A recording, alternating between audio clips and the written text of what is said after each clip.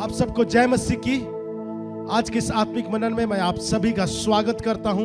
और जैसे बाइबल बताती है भजन संहिता की पुस्तक उसके 16वें अध्याय में, परमेश्वर के निकट आनंद की भरपूरी है और उसके दाहिने हाथ में सुख सर्वदा बना रहता है। मेरे प्रियो, आज की सुबह आइए हम सब मिलकर परमेश्वर की आराधना करें आनंद के साथ, इस विश्वास के साथ कि परमेश्वर की उपस्थिति हमारे बीच में है। इससे पहले कि हम आराधना और स्तुति करें, आइए हम मिलकर प्रार्थना करते हैं। सर्वशक्तिमान जीवित अनुग्रहकारी परमेश्वर पिता, हम आपके अनुग्रह के सिंहासन में यीशु मसीह के नाम से आते हैं और धन्यवाद देते हैं आज के दिन के लिए। धन्यवाद देते हैं आपकी अगुवाई के लिए और आपकी विश्वास योग्यता के लिए। प्रभु, हम धन्यवाद देते हैं आपके उस आनंद के लिए जो तूने प्रभु हमारे लिए दे दिया है। परमेश्वर पिता, इस समय जब हम आपकी स्तुति और आराधना करते हैं, खुदावंद होने दे प्रभु आपकी उपस्थिति हमारे मध्य में बने रहे परमेश्वर पिता, और हम आपकी महिमा को अपने जीवन में देखने पाए। धन्यवाद देते हैं प्रार्थना सुनने के लिए, यीशु मसीह नासरी के नाम में मिलकर मांगते हैं और सब ने कहा आमीन।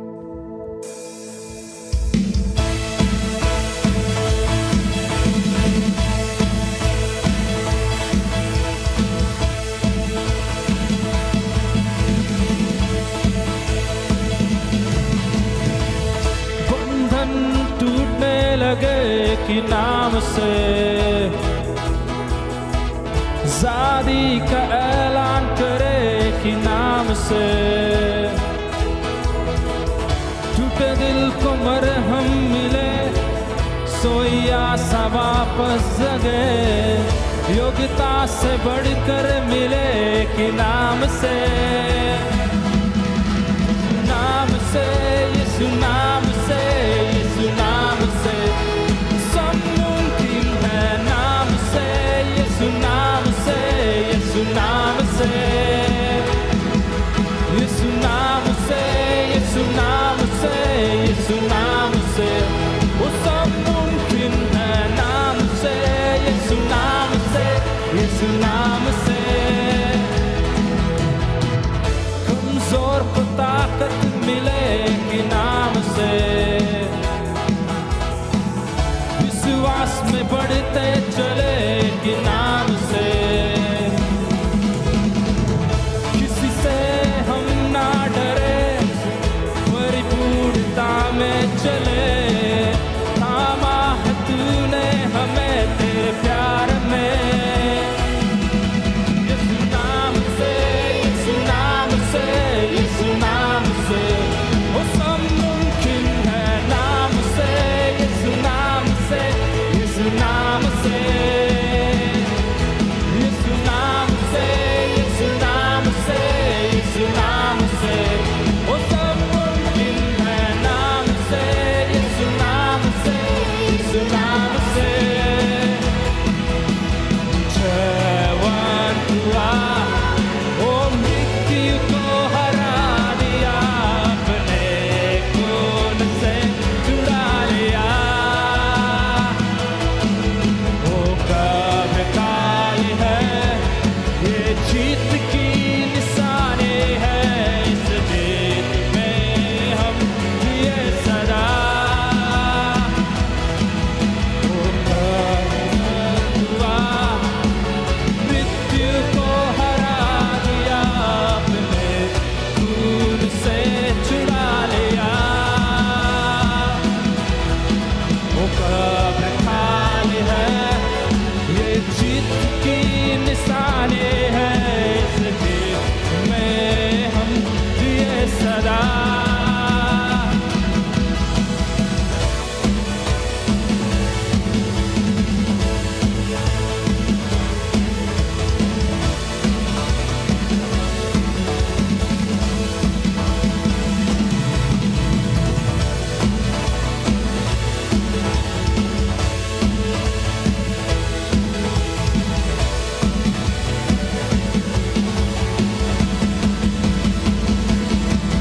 यीशु नाम से यीशु नाम से यीशु नाम से वो सब मुमकिन है। नाम से यीशु नाम से यीशु नाम से यीशु नाम से यीशु नाम से यीशु नाम से अरे सब मुमकिन है। नाम से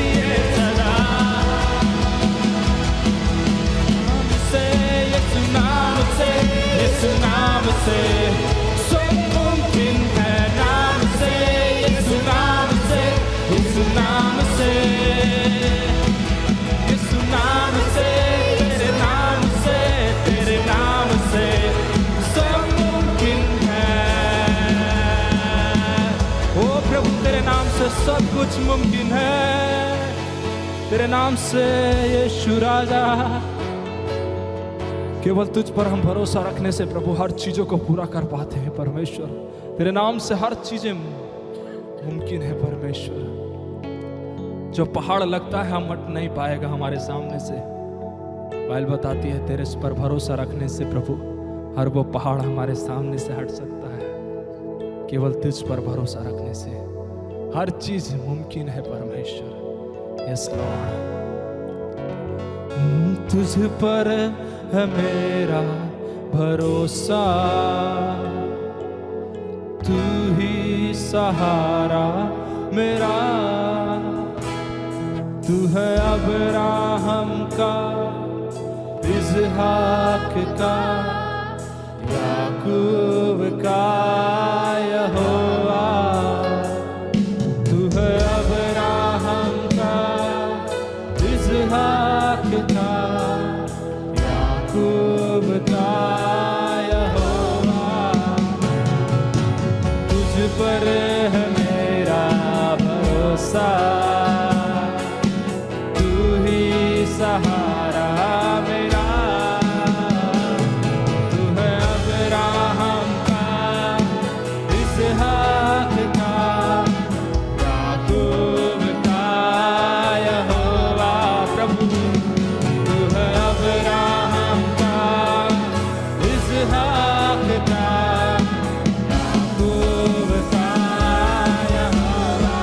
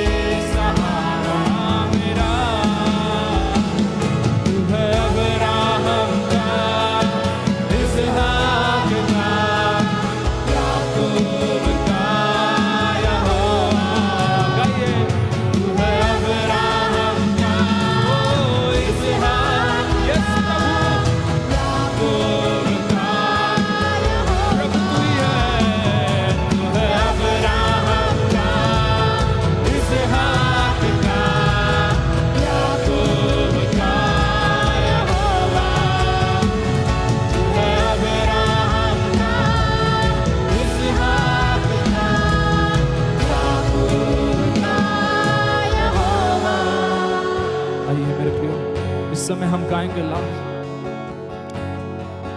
चंगा ही देने वाला यहोवा राफा है तू। बोलिए आवाज उठाकर, चंगा ही देने वाला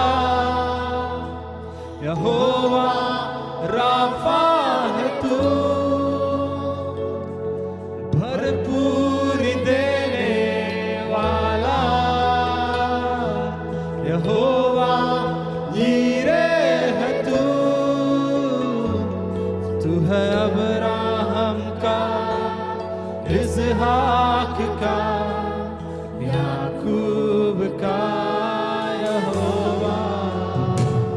तू है अब्राहम का, इसहाक का, याकूब का यहोवा। मेरे प्रिय, जब हम उस पे भरोसा रखेंगे हर बातें असंभव बात संभव हो जाएंगी। बाइबल बताती है, बाइबल बताती है हर वो चीजें असंभव चीज संभव हो जाएगी। मेरे प्रियो, क्या आप विश्वास करते हैं? आइए आज के दिन बोले, प्रभु हम तुझसे इन दुआओं को करते हैं कि हर चीजों को बदल पाए।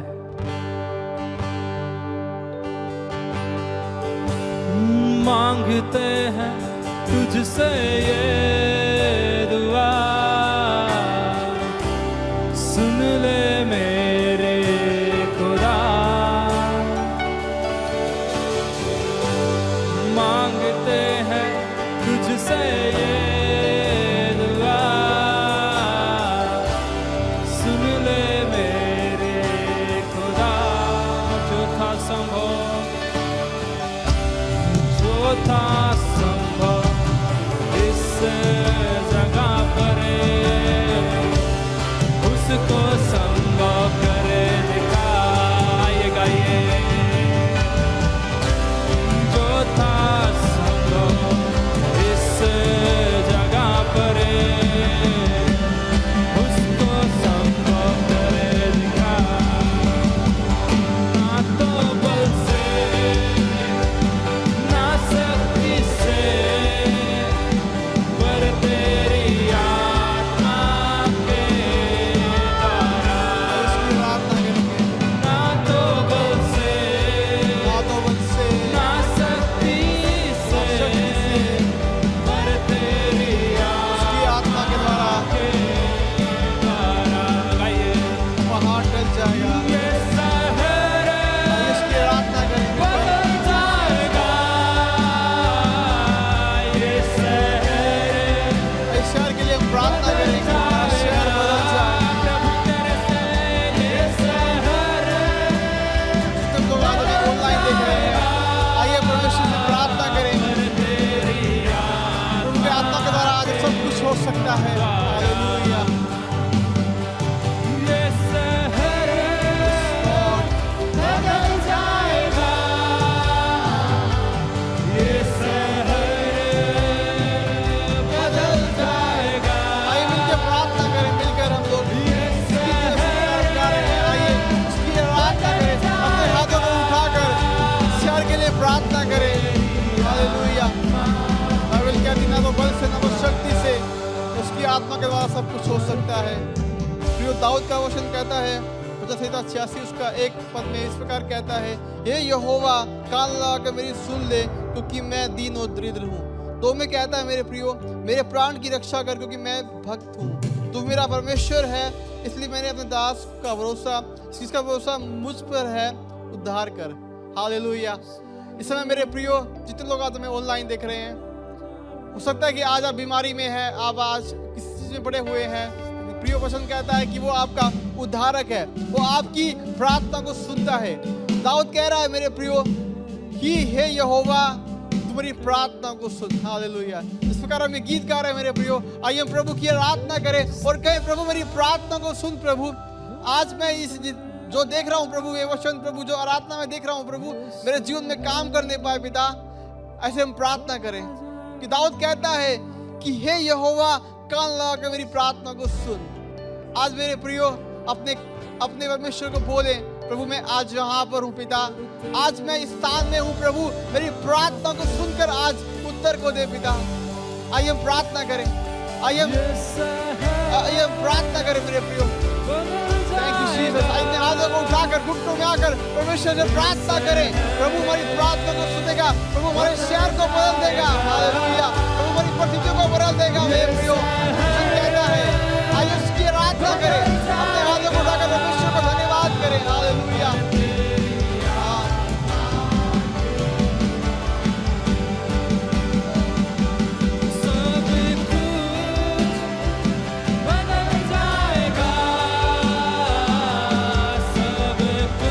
सब कुछ बदल जाएगा मेरे प्रियो। जब आप उस योद्धा को पुकारेंगे, जब आप उस परमेश्वर को पुकारेंगे, तो सब कुछ बदल जाएगा। हालेलुया। आपकी स्थितियां परमेश्वर बदल देगा। आइए उसकी आराधना करें, आइए उसकी आराधना करें। हालेलुया। और उनकी आराधना में छुटकारा है मेरे प्रियो। आइए उसकी आराधना करें। प्रियो आपसे कितना भी बल लगा दे मेरे प्रियो, आपसे कितना ताकत लगा दे मेरे प्रियो, पर मेरे प्रियो आप उसकी जो आत्मा के द्वारा वो सब कुछ बदल सकता है।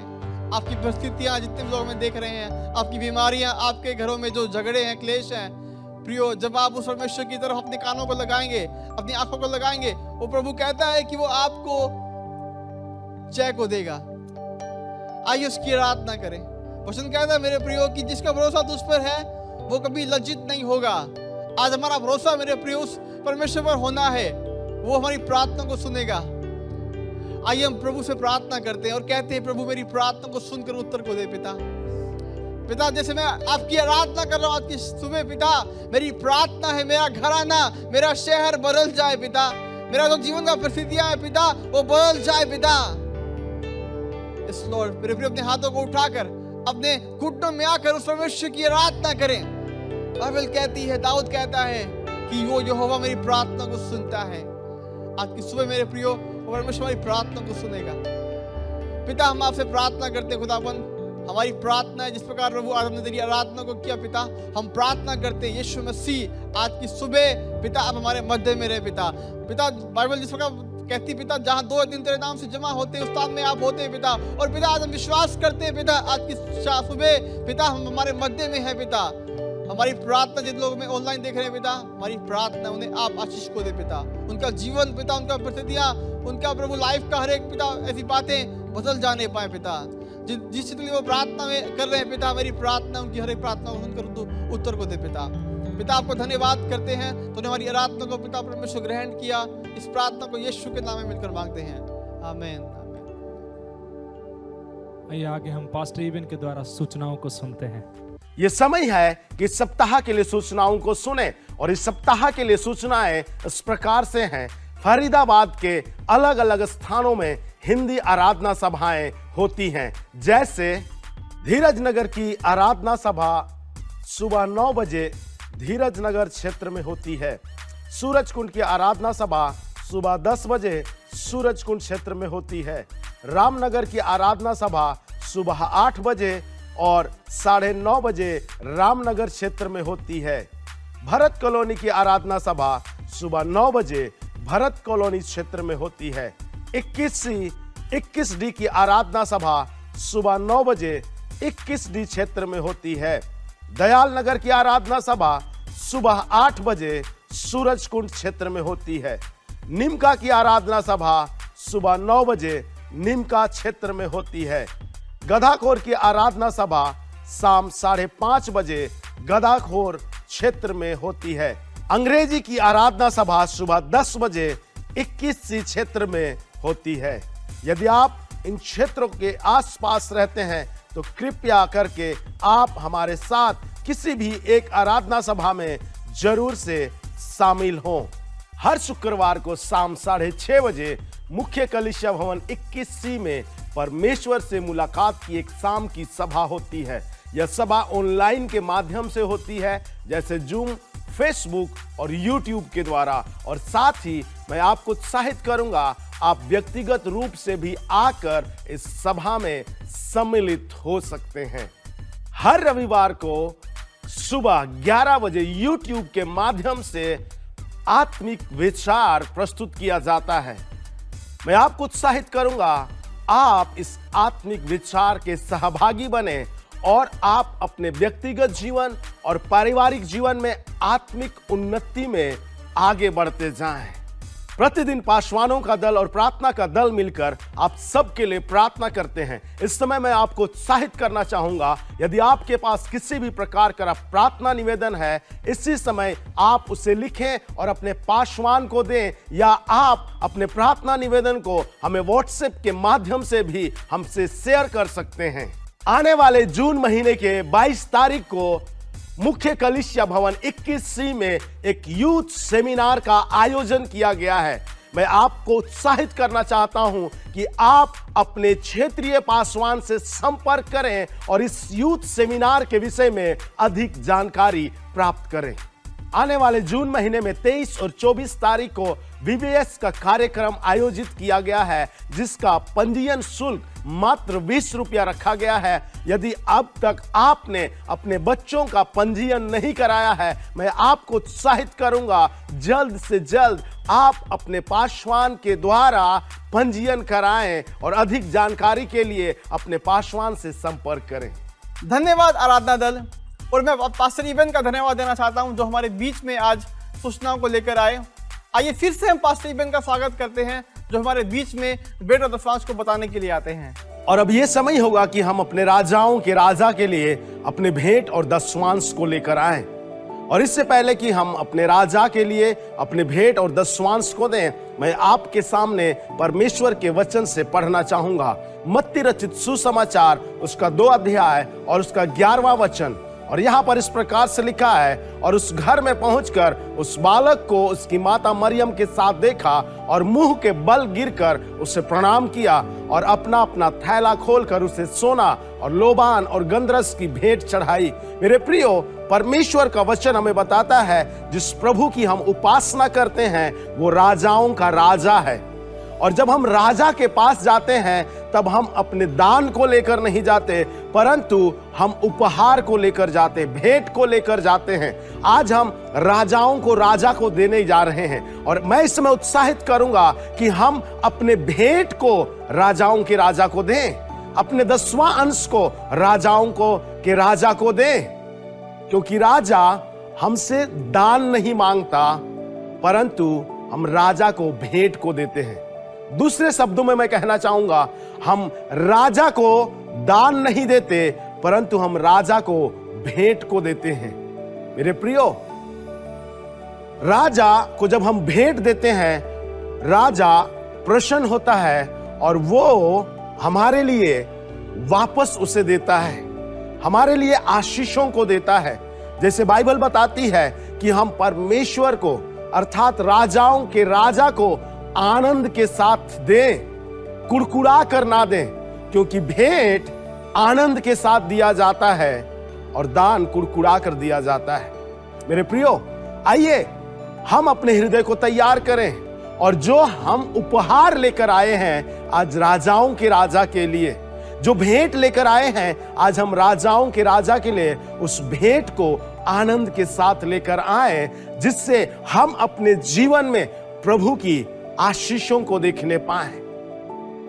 मेरे प्रियो, आइए इससे पहले कि हम भेंट को और दशवांश को अपने राजा के सम्मुख में लेकर आए, आइए हम प्रार्थना करें। स्वर्गीय पिता, हम तेरे चरणों में आते हैं और आपको धन्यवाद देते हैं कि आपने प्रभु जी हमें इस योग्य बनाया है कि हम अपनी भेंट को और दशवांश को आपके सम्मुख लेकर आते हैं। राजाओं के राजा और प्रभुओं के प्रभु परमेश्वर होने दे राजा कि हम दिल की गहराई से प्रभु जी परमेश्वर तेरे लिए अपने भेंट और दशवांश को देने पाए प्रभु, और प्रभु अपने जीवन में आपकी महिमा को देखने पाए, आपकी ब्लेसिंग्स को देखने पाए परमेश्वर पिता।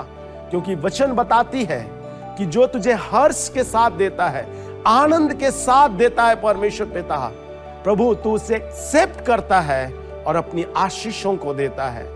स्वर्गीय पिता, आज जितने लोग आनंद के साथ परमेश्वर पिता अपनी भेंट और दशवांश को प्रभु तेरे लिए देते हैं, प्रभु उन हर एक के जीवन में अपनी आशीषों को बहुत आयत से देना।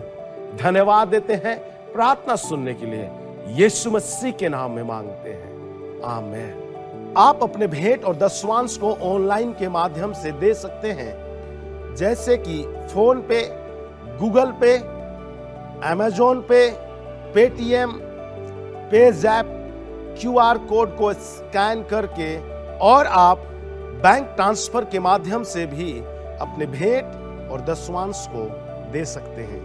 धन्यवाद पास्टर इबेन, जो आपने हमारे बीच में आज देने के बारे में उत्साहित किया। और मैं उम्मीद करता हूं जितने भी लोग हमें आज ऑनलाइन देख रहे हैं, आपने भेंट और दशवांश को जरूर दिए हैं। अगर आपने अभी तक अपना दशवांश और भेंट को नहीं दिया है तो जो स्क्रीन पर जो डिटेल आ रहा है उस पर आप दे सकते हैं। प्रभु आपको आशीष करे। इससे पहले कि हम प्रभु के वचनों में जाएं, मैं आप सभी माताओं को ग्रेस कलीसिया की तरफ से हैप्पी मदर्स डे बोलना चाहता हूं। इस समय पास्टर बसंती हमारे बीच में आएंगे, जो प्रभु के वचनों से हमें उत्साहित करेंगे। आप सभी को जय मसीह की। परमेश्वर का धन्यवाद करते हैं और एक सुबह के लिए जो उसने हमें दिया है, और विशेषकर आज जो खास दिन है सभी माताओं के लिए। और जैसे आज के दिन हम मातृ दिवस पालन कर रहे हैं, हर एक माताओं को मैं कहती हूँ हैप्पी मदर्स डे। और सभी माताओं के लिए आज के दिन जब विशेष है, ये विशेषता को हमें समझना है, जानना है कि आप एक खास व्यक्ति हैं जो परिवार को संभालने, अपने बच्चों को संभालने का एक बहुत बड़ा भूमिका को निभाते हैं। और आप एक माँ होने के नाते सराहना योग्य तो है। इसलिए हम फिर से आपको कहते हैं हैप्पी मदर्स डे। आप माँ बने हैं, ये परमेश्वर का अनुग्रह है। हम माता बनने का वो अधिकार को पाया है, वो आशीषों को पाया है, ये परमेश्वर की दया है।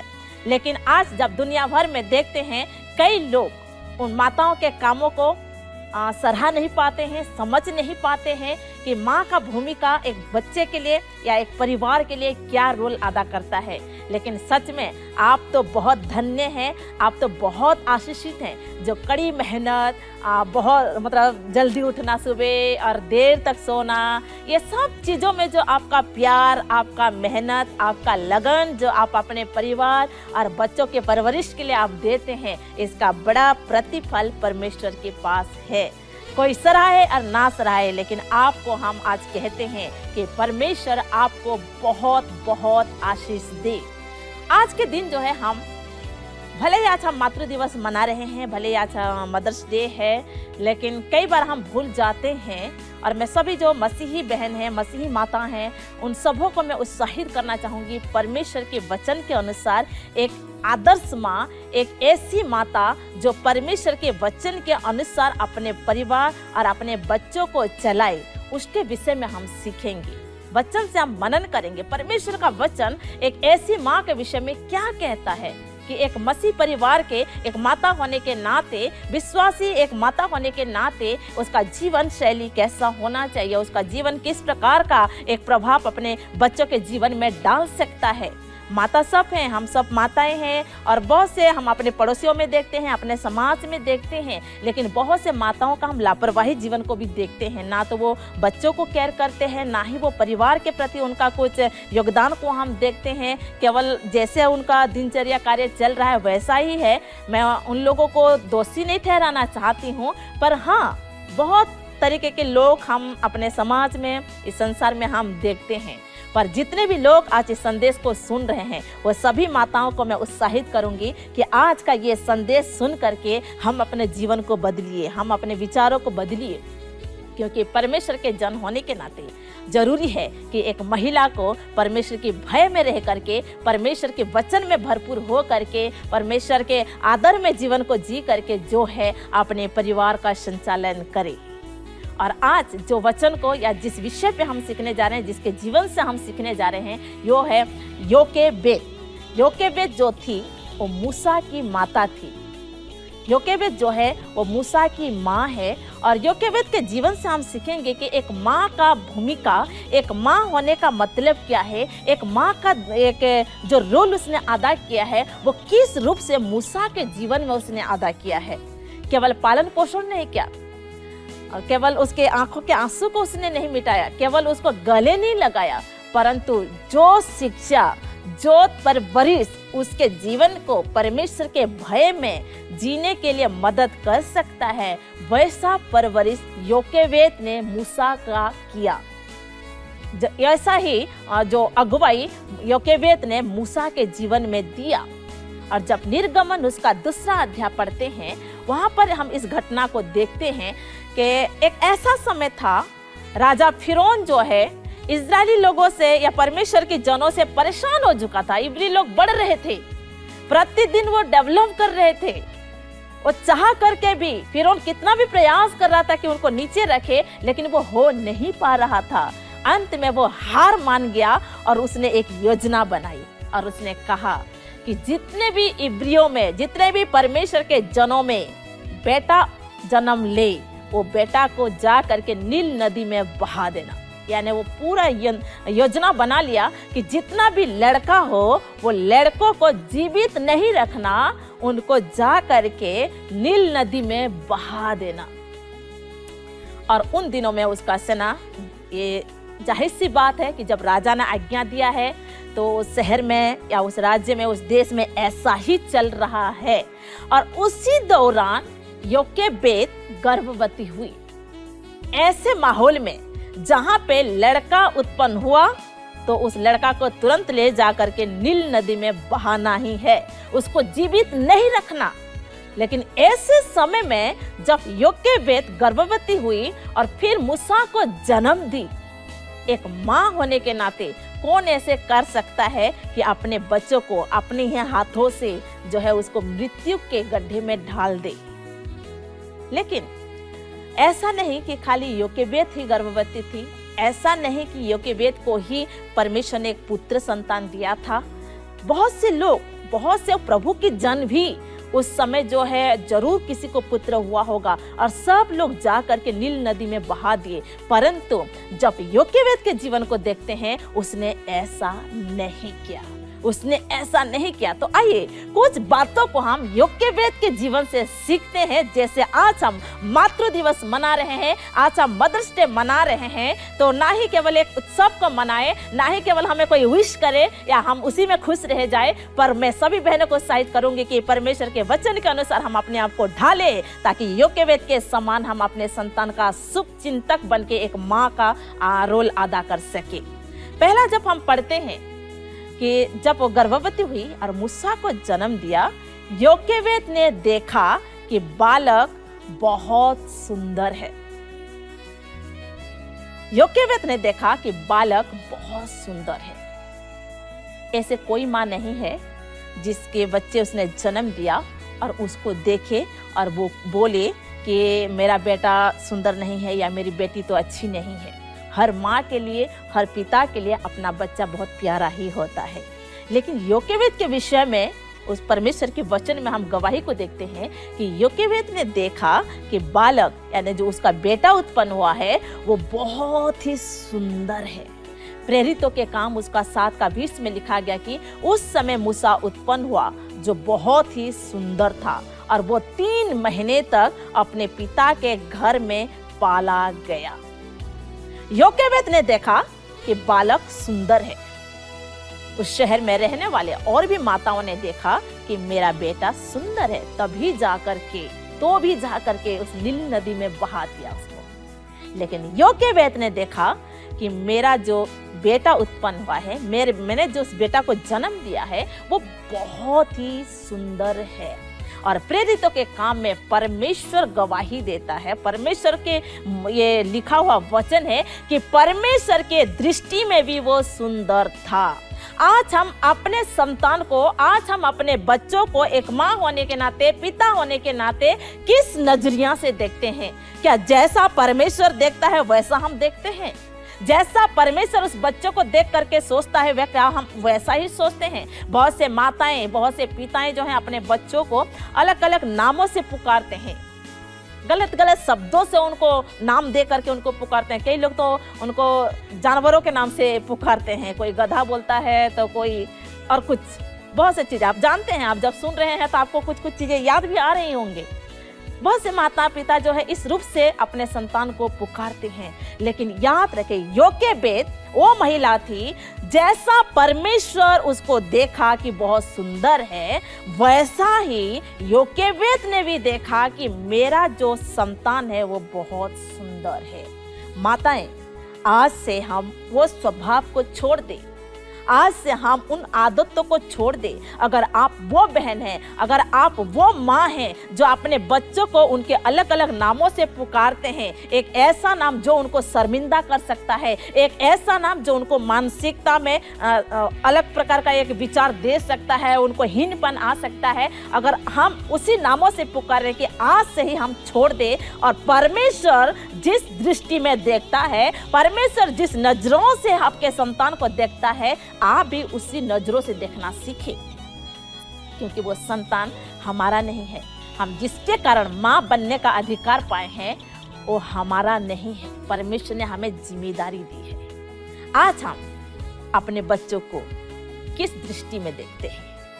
पहली बात है, जैसा परमेश्वर देखता है वैसा हम देखें। जैसा परमेश्वर उनके लिए सोचता है वैसा हम सोचे उसके विषय में। नकारात्मक विचारों से नहीं, नकारात्मक सोच उसके लिए ना रखे, नकारात्मक शब्द उसके लिए ना बोले हम, लेकिन अच्छा होगा कि हमेशा हम उसको सकारात्मक विचारों में ढलने दें, क्योंकि परमेश्वर नकारात्मक विचार रखने वाला नहीं है। वो हमें अच्छा समझता है, तो हम भी अपने संतान को अच्छा ही समझे, उनको सही नामों से पुकारे, उनको सही विचारों में ढलने दें। दूसरी बात है, योकेबेद बेटा को खतरे से छुपा करके रखा। याद रखिए, क्योंकि खतरा था। फिरौन राजा ने जो रूल्स दिया था ये है कि जितना भी बेटा होगा वो सबको नील नदी में बहा दिया जाएगा, जीवित नहीं रखा जाएगा। खतरा है, एक ऐसा खतरा है जो जीवन को नष्ट करने का है, एक ऐसा खतरा है जो जीवन को दोबारा नहीं पा सकता, एक ऐसा खतरा है एक जीवित बालक को लेकर के नदी में बहा देना। एक राजा है जिसने ऑर्डर दिया है, जिसने आज्ञा दिया है, अगर बालक को कोई रखेगा तो खुद मरेगा, राजा उसको खुद मार देगा, लेकिन बालक को बहा दिया तो माता पिता परिवार के सदस्य बच जाएंगे। और उसी डर के मारे जरूरी है कि जो दूसरे लोग हैं, जो दूसरे लोग इस शहर में हैं, इस आज्ञा के अधीन में हैं, वो लोग अपने संतान को या अपने बेटा को नील नदी में बहा दिए होंगे, क्योंकि वो अपने जीवन को बचाना चाहा। लेकिन योकेबेद जो एक माँ है, उसने अपने बालक को, उसने अपना बेटा को परमेश्वर की नजरिया से देखा और अब उसको छुपा करके रखी। किससे छुपा करके रखी? फिरौन से। वचन कहता कि 3 महीने तक वो छुपा करके रखी। क्या वो बालक नहीं रोया होगा? क्या वो, और बालक बच्चे तो ऐसे होते कभी भी मन चाहे रो लेते हैं, और कब तक उसके रोने को बंद किया होगा? लेकिन इस दौरान जरूर जो है योकेबेद प्रार्थना में लगी रही होगी कि मेरा बेटा का रोने का आवाज बाहर ना जाए। कुछ तो कुछ वो प्रयास करी होगी कि बाहर के लोग जो है ना जानने पाए कि मेरे घर में एक बालक है, एक बेटा है। और वो 3 महीने तक छुपा करके रखी। बहुत ही बड़ा प्रयास उसने किया, बहुत ही मेहनत उसने किया। किस रूप से वो कमरे के अंदर उसको रखी होगी, ये सोचने वाली बात है। जब हम पढ़ते हैं वचन में, वो लिखा कि वो स्त्री जो गर्भवती थी, उसका एक जब पुत्र उत्पन्न हुआ तो 3 महीने तक वो छुपा करके रखा। 1 दिन नहीं, 2 दिन नहीं, कुछ समय तक शायद बच्चा चुपचाप रहेगा, हूँ हाँ करेगा, लेकिन एक पल आएगा जब वो रोने का एक उम्र आ गया है। लेकिन तब भी योकेबेद बचा करके रखी, छुपा करके रखी। आज हमारे पास संतान है, आज आपका बेटा और बेटी है। क्या हम संसार की बातों से, दुष्ट के कामों से, दुष्ट की योजनाओं से हम अपने संतान को बचा करके रखे हैं?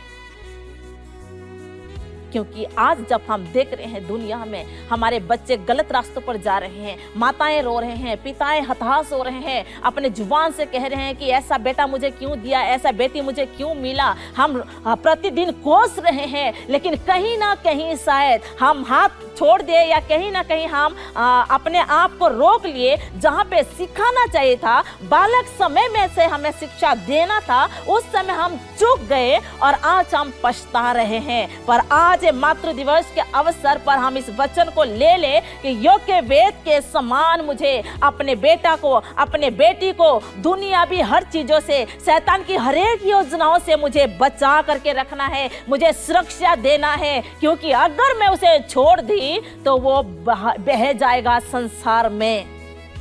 संसार की दुष्टता में वो खो जाएगा, अंधकार उसके ऊपर हावी हो जाएगा। माताएं अपने संतान के लिए प्रार्थना करें, हाँ, लेकिन प्रार्थना केवल अकेले में ना करें। अच्छा होगा कि हम परमेश्वर के सामने जब आए, अपने संतानों को भी प्रभु की उपस्थिति में लेकर के आए और योग्य वेद पूरा प्रयास करें और अपने बालक को, अपना बेटा को जिसने परमेश्वर ने दिया है, उसे बचा करके रखिए। बहुत से चीजें आज संसार में आकर्षित है जो हमारे संतानों को आकर्षण कर रहा है। हो सकता है आज तो ऐसा दिन है, ऐसा समय है कि बिना मोबाइल, बिना इंटरनेट से जीवन जी ही नहीं रहे हैं।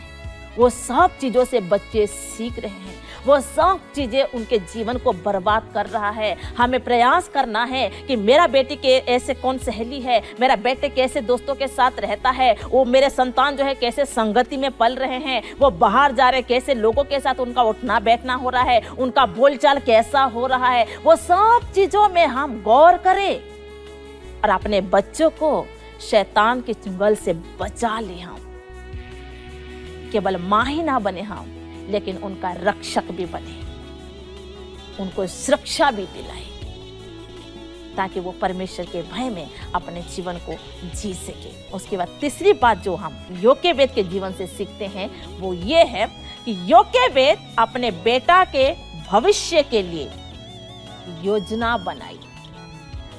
केवल वो अपने पास 3 महीना तक ही छिपा करके रख पाई। उसके बाद वो प्लानिंग किया कि आगे को मैं अपने बेटा को कैसे बचाऊं। अब तो ज्यादा दिन तक मैं छुपा नहीं सकती। ये आस्ते आस्ते बड़ा होगा और जोर से रोएगा, बाहर जाएगा, सब लोग देखेंगे। अब मुझे क्या करना, क्योंकि आगे को खतरा तो है। बाहर जाएंगे, दुनिया में जाएंगे, गलियों में जाएंगे, शहरों में घूमेंगे, खतरा है। मुझे कैसे करना है, मुझे क्या योजना बनाया है। और परमेश्वर के सामने, क्योंकि वो शुरू में जब हम देखें कि परमेश्वर जैसा सोचता था वैसा योग्य वेद भी सोच रही है, इसीलिए परमेश्वर उसके जीवन से बातें भी कर रहे हैं और वो समझ पा रही है कि मुझे किस रूप से योजनाओं को बनाना है। और जब बाइबल पढ़ते हैं उसमें इस प्रकार से लिखा गया है कि वो सरकंडे का एक टोकरी बनाई और बहुत सुंदर तरीके से बनाई होगी जरूर, क्योंकि उसके अंदर पानी नहीं जा रहा था, वो आराम से जो है ऊपर तैर रहा था। और सरकंडे का एक टोकरी बनाई, उसको ऊपर जो है मिट्टी से जो है उसका लेप लगाई और बालक को उसी टोकरी में रख करके नील नदी में बहाने के लिए चल पड़ी। योजना बनाई उसने, 3 महीने तक अपने पास रखा, 3 महीने तक छुपा करके रखना। और अब जो है उसने योजना बनाई कि आगे को मेरा बेटा का सुरक्षा में किस रूप से दूं, मेरा बेटा को जीवित में किस रूप से देखो, क्योंकि परमेश्वर का दृष्टि ऐसा है कि वो बहुत सुंदर है और मेरा भी दृष्टि इसके प्रति यही है कि वो बहुत सुंदर है, बहुत ही अच्छा है। और उसने एक टोकरी बना करके जो है उसको आगे नील नदी में बहा दिया गया। आज हम माता पिता हैं, क्या हम अपने बच्चों के लिए योजनाओं को बनाते हैं? आज तो ये कर दिया, कल के दिन मुझे क्या करना है, मेरा बच्चा बाहर जाएगा, मेरे बेटा स्कूल जाएंगे, कॉलेज जाएंगे, अपने कार्य क्षेत्र में जाएंगे। क्या हम योजनाओं को बनाते हैं? क्या हम अपने परिवार के अंदर एक ऐसे माहौल को रखते हैं जहां पे हमारा बच्चा परमेश्वर के भय को सीखे या माने? यदि नहीं तो हर एक माता को और साथ ही उन पिताओं को भी मैं उत्साहित करना चाहूंगी। हम पेरेंट्स हैं, माता पिता हैं, परमेश्वर ने हमें जिम्मेदारी दिया है। अच्छा होगा कि हम शुभचिंतक बनके अपने बच्चों की केवल जरूरतों को पूरा करने के लिए ही नहीं, परंतु शुभचिंतक बनके हम उनको सुरक्षित रखें और उनके भविष्य जीवन के लिए भी जो है हम योजनाओं को बनाएं। क्या करना है, मेरे बच्चे कैसे डेवलप करेंगे, मेरे बच्चे कैसे आगे उन्नति करेंगे, मेरे बच्चे कैसे अपने लाइफ में कुछ अच्छा को अचीव कर पाएंगे, ये सब योजनाओं को हम प्लानिंग करें, बनाएं और परमेश्वर जरूर उन योजनाओं में हमारा साथ देगा। उसके पश्चात योग्य वेद ने अपना बेटा को, अपने बालक को जो है परमेश्वर का वचन का शिक्षा दी। आज सभी भाई बहनों को और विशेषकर उन माताओं को मैं उत्साहित करना चाहूँगी कि हम अपने बच्चों को परमेश्वर के वचन का शिक्षा दें, क्योंकि वही है जो उसको सही मार्ग बताएगा। इसलिए प्रभु का वचन कहता है, तेरा वचन मेरे पाँव के लिए दीपक और मेरे मार्ग के लिए उजियाला है। और वही वचन के विषय में जब नीति वचन पढ़ते हैं उस स्थान पर भी इस प्रकार से लिखा है कि लड़कों को उसी मार्ग की शिक्षा दे जिस पर उसको चलना है और बुढ़ापे तक वो ना भूले। परमेश्वर का वचन का शिक्षा जब मूसा का फिर से उसको फिरौन की बेटी को के हाथों में दे दिया गया, वो चले गए और उसके पश्चात जो है वो अब राजभवन में उसका पालन पोषण हो रहा है और इस समय जो है वो राजभवन का जो है शिक्षा को प्राप्त कर रहा है, राजभवन का तौर तरीका को सीख रहा है। लेकिन जितना भी समय और रानी ने फिरौन की बेटी ने उसका पालन पोषण करने के लिए, उसको दूध पिलाने के लिए मूसा की माँ के गोद में रख दिया था, उसके हाथों में समर्पित कर दिया था, उसी दौरान मूसा की माँ ने जो शिक्षा उसके अंदर डाला था, जो प्रभु का भय उसके अंदर डाला था, वो चीजों को मूसा कभी नहीं भूला। भले ही वो राजभवन में उसका पालन पोषण हो रहा है, लेकिन वहां पे भी वो जान गया कि मेरे लोग कौन है। इसीलिए जब हम पढ़ते हैं वचन में, दो इब्री लड़ाई कर रहे थे, उनके बीच में जाकर के उनको वो समझाने का प्रयास कर रहा है, क्योंकि आज तक वो जान रहा है जवानी का अवस्था जो है जरूर उसको राजभवन में बीत रहा है, लेकिन जो बच्चापन, जो लड़क या जो उसका बालकपन माँ के गोद में बीता, माँ के घर में बीता, उसको उसने भूला नहीं है। इसीलिए प्रभु का वचन हमें उत्साहित करता है कि लड़कों को उसी मार्ग की शिक्षा दे जब वो बालक है तब, और मूसा उन शिक्षा को भूला नहीं। लेकिन योकेवेद माँ केवल एक ही बच्चा को शिक्षा नहीं दिया। जब हम योकेवेद के और भी संतान थे, हारून, मरियम, 3 उसके संतान थे, तीनों को उसने बराबर शिक्षा दिया।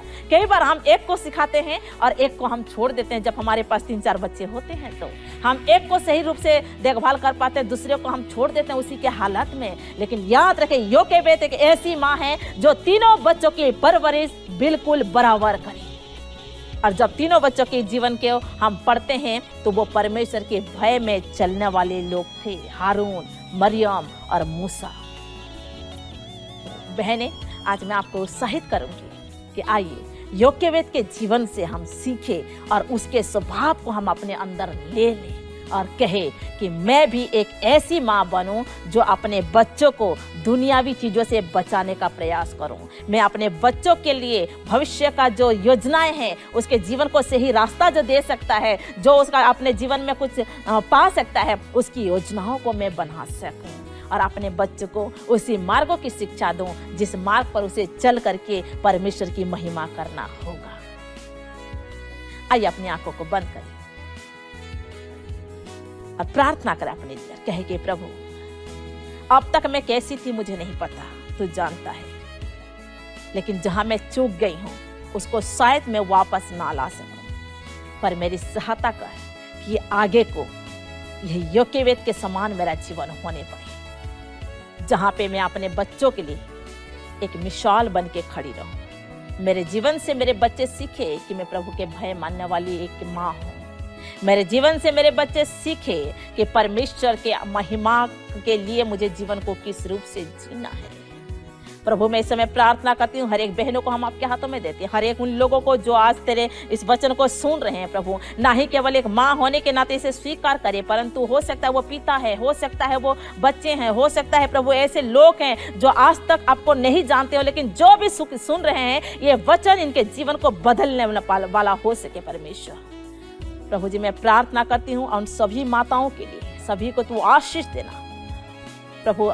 यदि कोई अस्वस्थ है उन्हें आप छू लीजिए, मानसिक तनाव से छुटकारा दे। उन बहनों के लिए मैं प्रार्थना करती हूँ जो अपने बच्चों के अलग बर्ताव को लेकर के चिंतित हैं, बहुत परेशान हैं, वो आज हार मान चुके हैं कि शायद अब हमारा संतान बदल नहीं सकते हैं, परंतु प्रभु आज उनके जीवन में हौसला को दे, उनके जीवन से तू बातचीत कर कि आज भी अगर वो अपने विश्वास को तुझ पर रखेंगे अद्भुत काम को होते हुए देख सकेंगे। परमेश्वर प्रभु आप इन पर अनुग्रह और दया करना प्रभु। आपकी आशीषों की घोषणा हर एक के ऊपर हम करते हैं। प्रार्थना उद्धारकर्ता मसीह यीशु के नाम से मांगते हैं, आमीन। और पिता परमेश्वर का प्रेम, प्रभु यीशु मसीह का अनुग्रह, पवित्र आत्मा की शांति और सहभागिता अब से लेकर जब तक यीशु मसीह दोबारा बादलों में नहीं आते, हम सभी के साथ बनी रहे। और सबने कहा आमीन।